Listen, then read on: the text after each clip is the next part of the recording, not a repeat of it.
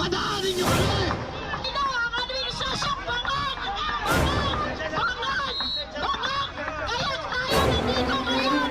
Dahil sa administrasyong bangag! Bangag! Bangag!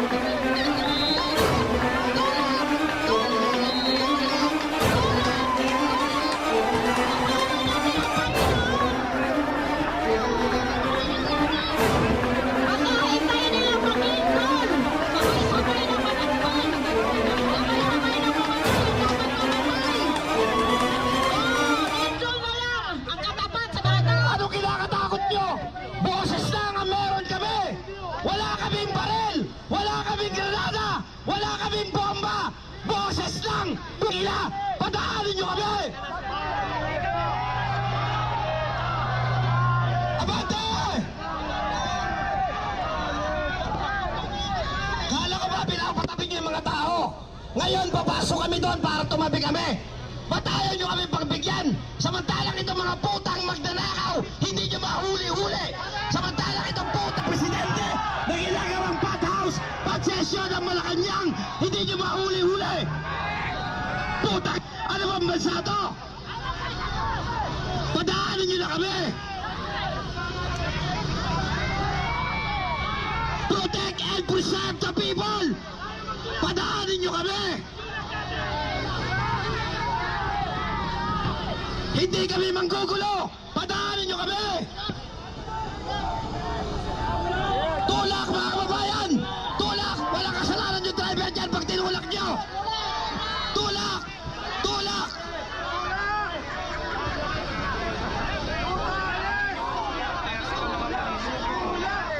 Kasi pinipigilan yung Tulak mga kababayan! Dito tayo lahat sa likod! Tulak! Walang kasalanan ng driver dyan! Tulak! Tulak! Tulak! Tulak! Putang ina, boses na lang! Takot pa kayo?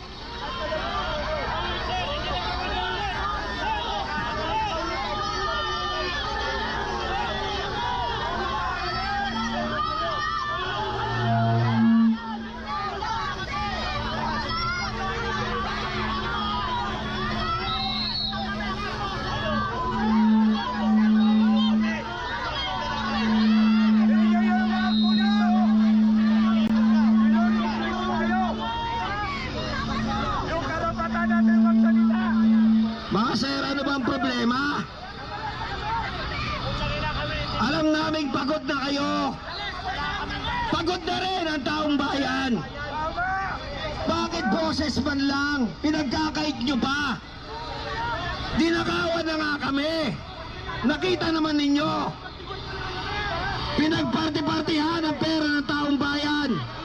Inilagay sa maleta, itinratong parang basura. Eh putang ina naman!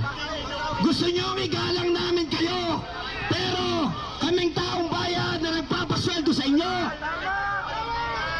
hindi nyo man lang mabigyan ng pagkakataon na magpahayag ng damdamin. Anong klaseng bansa ba tayo? Baka nalilimutan ninyo ang sinumpaan ninyong salaysay. Baka nalilimutan ninyo ang tungkulin ninyo sa taong bayan. Huhulihin nyo ba kami?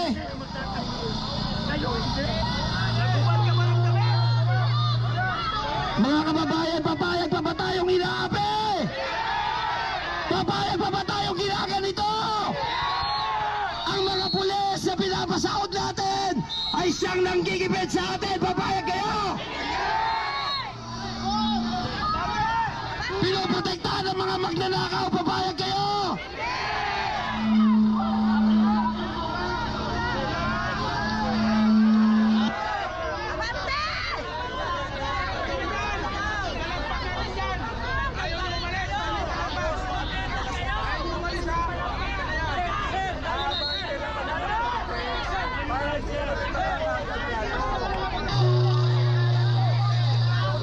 Nakakahiya naman ang mga kapulisan. Ang gaganda ng inyong mga uniforme at nagkikintaban ang inyong mga estrella. Pero yung taong bayan ngayon na nakikiusap nagsusumamo, na nagbibigay ng hapag sa inyong pamilya, Ayaw nyo padaanin. Pinoproteksyonan ninyo ang mga buhaya sa gobyerno. Mahiya naman kayo. Naiintindihan namin ang chain of command. Pero taong bayan na nasa harapan nyo ngayon, ang bread and butter ng ating gobyerno. Kailan ba kayo mamumulat? Hindi naman kami manggugulo. Papayag ba tayong ganito? Kanina pa tayo dito. Bakit hindi umuusad?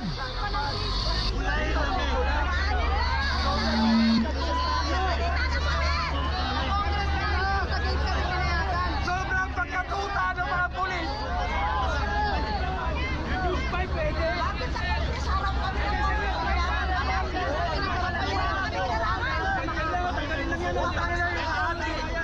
Atin sa Malacanang, hindi nyo yung uli.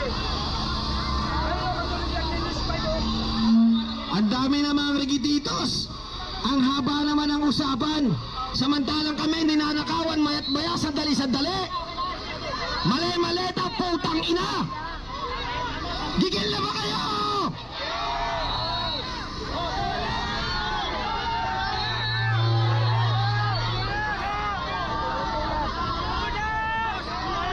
Paano kami tatabi? Kayo yung nagbabawal sa amin, tumabi kami.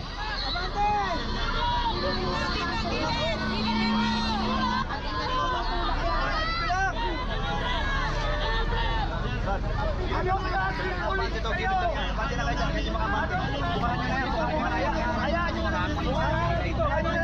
Pulis kayo. O, sabay-sabay tulak. 1, 2, 3. Tama na yung usapan sa harap. Hindi nyo na mapigilan ang taong bayan. Putang ina ng administrasyon na to. Wala kami dito ngayon. Kung wala din ang administrasyon, bangag. Putang ina, bangag. Bangag. Bangag. Bangag. Bangag. Bangag. Bangag. Bangag. Bangag. Bangag. Wala tayo dito ngayon. Kung matino ang administrasyon, bangag. Bangag. Bangag. Bangag. Kaya tayo nandito ngayon. Dahil sa administrasyon, bangag. Bangag. Bangag. Tulak. Tulak. Tulak. Tulak. Tulak. Tulak. Kasama natin ang Panginoon. Baka hintayin nilang mag-lindol. Sabay-sabay na matakpan. Sabay-sabay na mamatay ang dapat mamatay. Oh, lindol na lang ang katapat sa mga taong bakang. Mamatay na! Mamatay na ang mamatay. Maglindol na para sabay-sabay nang mamatay ang mga bakang.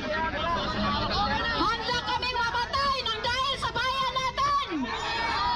Sarili! Handa kaming mamatay sa bayan natin, Pilipinas! Patayin ang mga bangag! Magnanakaw! Magnanakaw! Magnanakaw! Ilagay na dyan, tama na yan. Okay na yan. Ilagay na dyan. O konti na lang, safe na yung mga taong bayan. Konting tulak pa. Wait na raw, okay na raw. Alam nyo, mga tropang kapulisan, mahirap ang sitwasyon ninyo. Naiintindihan namin. Pero sana intindihin nyo rin kami. Wala naman kayong dapat ikatakot. Wala naman kayong nakita mga baril. Wala kayong nakita mga granada dinamita. Wala naman mga molotov.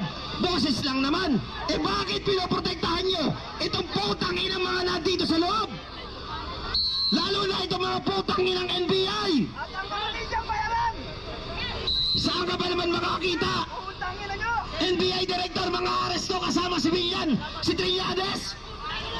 Anong klaseng kahayupan yan? Yan, nag-iisa ng warrant. Ano yun?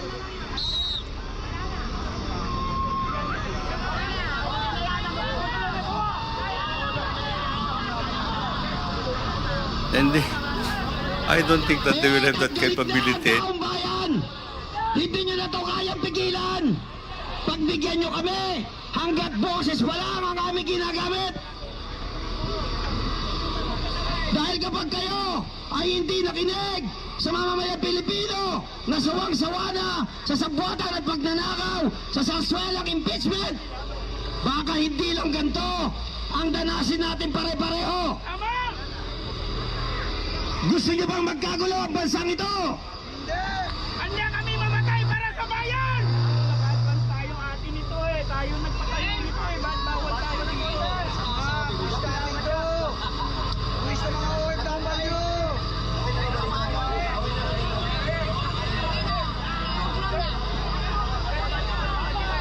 Salamat naman.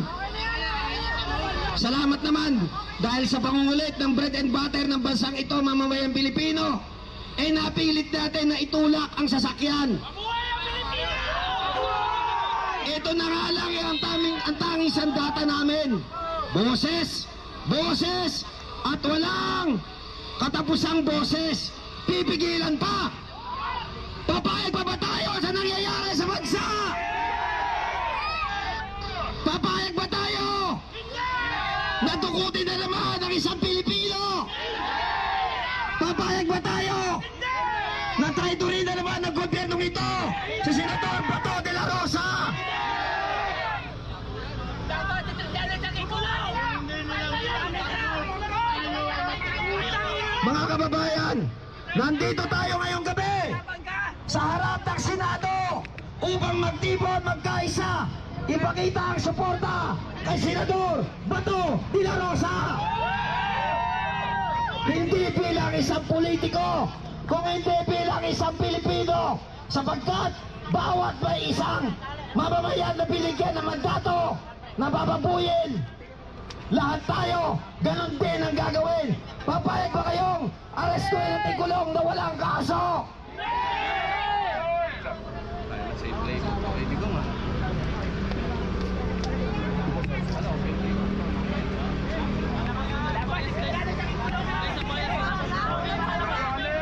Sabay-sabay tayo, sino ang dapat ikulong?